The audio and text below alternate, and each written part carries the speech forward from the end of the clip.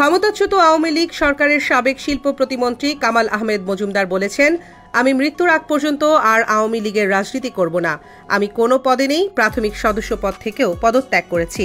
সোমবার সকালে ঢাকার চিফ মেট্রোপলিটন ম্যাজিস্ট্রেট আদালতের কাছে এই কথাগুলো বলেন কামাল মজুমদার।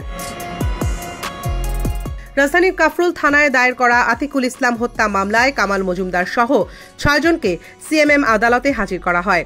অন্যরা হলেন সাবেক আইনমন্ত্রী আনিসুল হক, সাবেক প্রধানমন্ত্রী শেখ হাসিনার উপদেষ্টা সালমান এফ রহমান, সাবেক খাদ্যমন্ত্রী কামরুল ইসলাম, পুলিশের সাবেক মহাপরিদর্শক চৌধুরী আবদুল্লাহ আল মামুন ও AKM শহীদুল হক।